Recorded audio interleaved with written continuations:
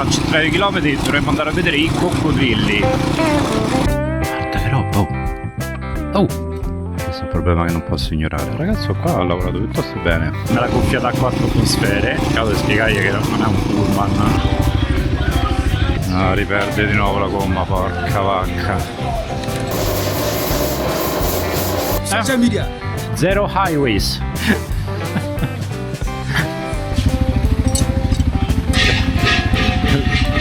Sto tornando indietro, la ruota sta già risgonfiando. No, la carticceria quella fatta con la carta per i fiori.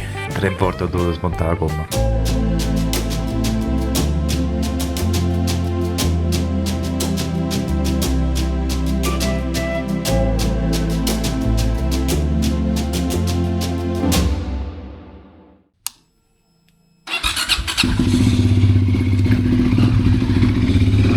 Buongiorno da questo luogo un po' così, diciamo.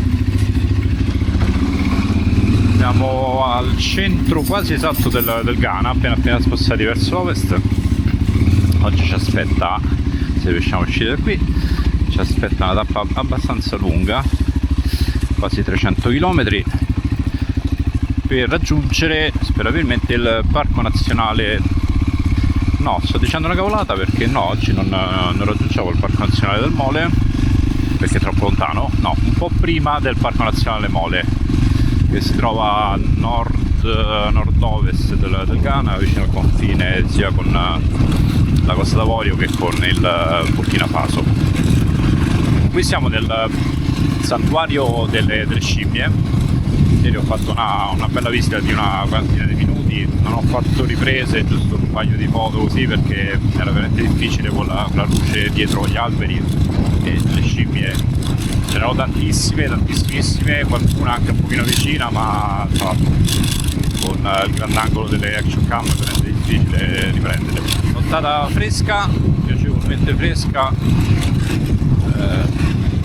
si comincia a sentire che siamo lontani dal mare, quindi la notte c'è meno umidità, la temperatura scende un pochino di più e si sta bene. Mentre andiamo a destinazione ci spariamo un paio di tappe intermedie. Sto andando a memoria, la prima se non sbaglio tra un centinaio di chilometri dovremmo andare a vedere i coccodrilli. Finalmente cominciamo a fare sul serio con gli animali. Un po' di sabbiella qua e là che di prima mattina con le caccole ancora agli occhi bisogna prendere con un po' di attenzione. Eccoci, infatti ho infilato mezzi casini. Sentivo la moto un po' strana.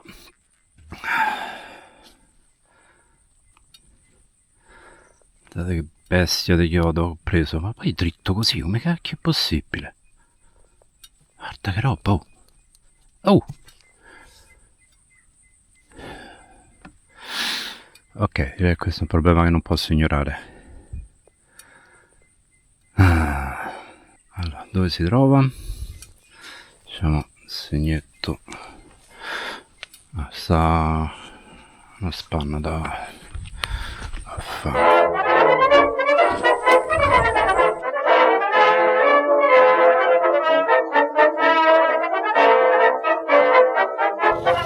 Vabbè, pure questa è fatta. Il ragazzo qua ha lavorato piuttosto bene. Speriamo di non rimanere a piedi nei prossimi 5 minuti. Adesso vi racconto bene. Bye bye, thank you. Bye.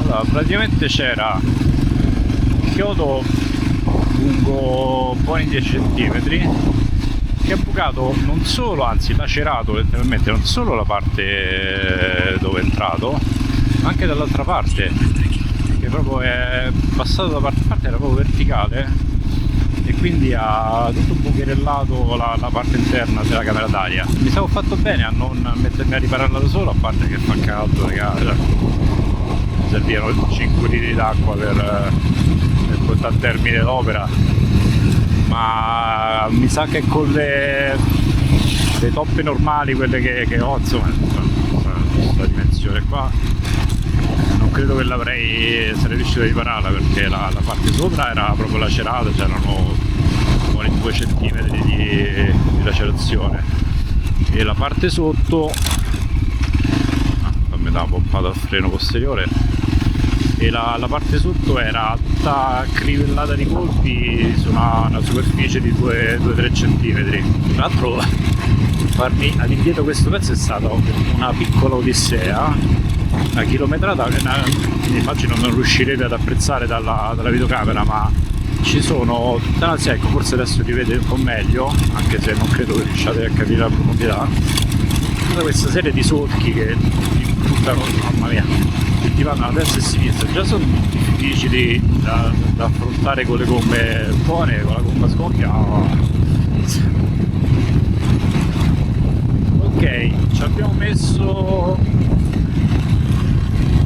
una buona ora, alla fine sono state 2 riparazioni in una, di cui la riparazione superiore, devo dire, mi ha sorpreso, l'ha fatta apparentemente piuttosto bene. Ha messo prima una toppa un po' più piccola e poi sopra c'era messa un'altra ancora. Tanto stranamente anche delicato nel modo di lavorare, generalmente qua prendono ammazzate qualunque cosa.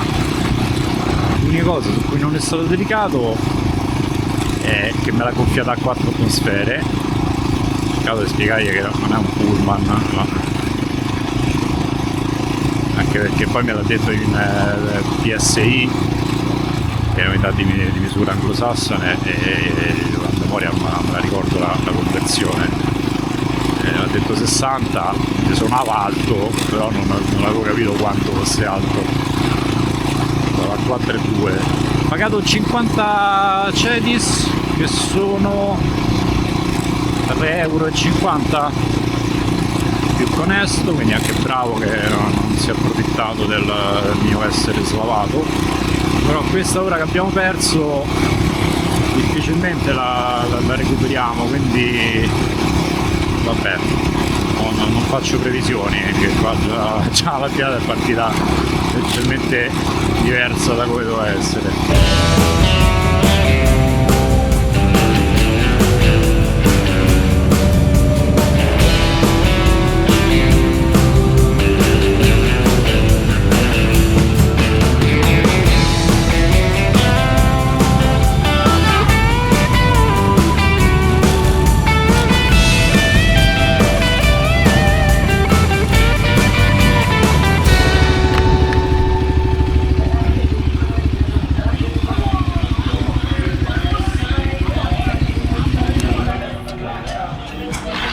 No, riperde di nuovo la gomma, porca vacca.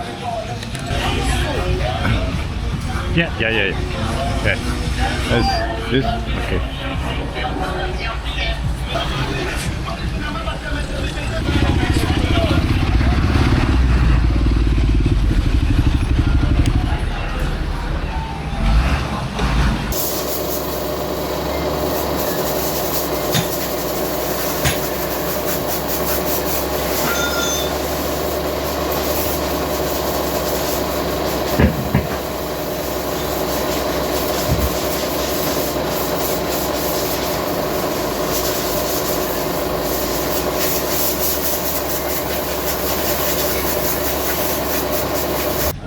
Do you have TikTok account? Social media? YouTube. YouTube. So what's the name there? Zero Highways.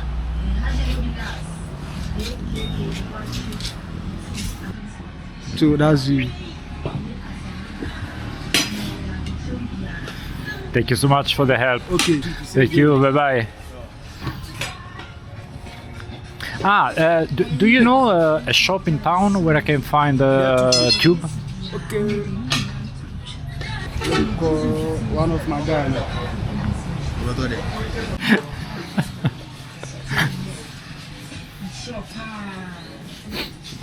Mi ha dato il numero di telefono del tizio da cui forse posso comprare la camera d'aria. Ho aperto WhatsApp, ho detto, è lui?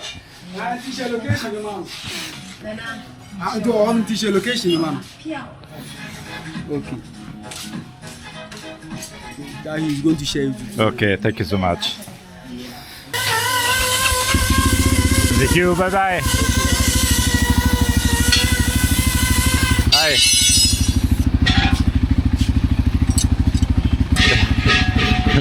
Goodbye.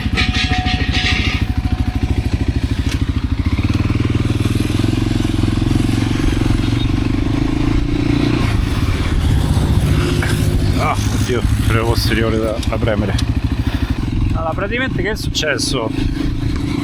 Ho fatto la riparazione, vabbè, non mi ricordo quando stavo registrando, quindi faccio un attimo riassunto veloce. Sono partito stamattina dove dormivo, pochi chilometri dopo cominciavo a sentire la ruota di dietro che sbarellava un po', mi sono fermato con a terra, sono tornato indietro e c'era il paesino di decorose dimensioni, c'era il gommista, me l'hanno riparata, sembrava l'avessero riparata bene, invece no. 10 km dopo ho ricominciato a sentire la gomma che faceva cose strane. Fortunatamente sto nei paraggi di una città grandicella, lì si intravedono un po' di venti, e mi sono fermato qui al benzinaio in realtà per cercare un posto all'ombra per cambiarmi la gomma da solo. Fortunatamente c'era anche il gommista un po' più apprezzato di quell'altro. Siamo messi lì, tra l'altro mi hanno fatto una cosa stranissima, io non l'avevo mai visto prima, hanno cucito internamente una parte della toppa,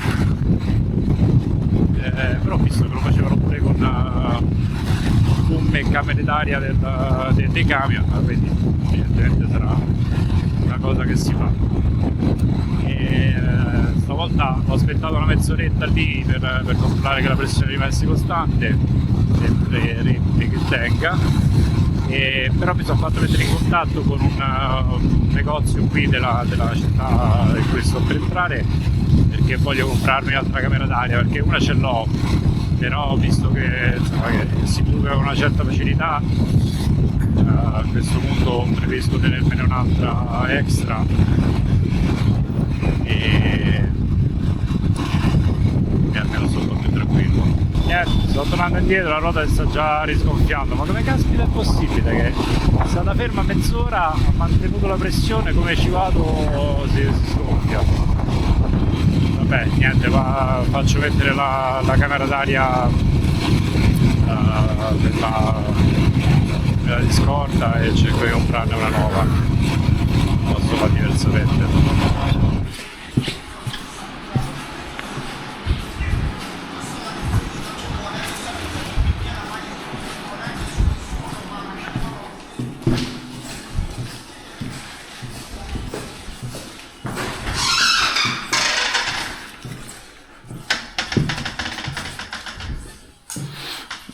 Ok,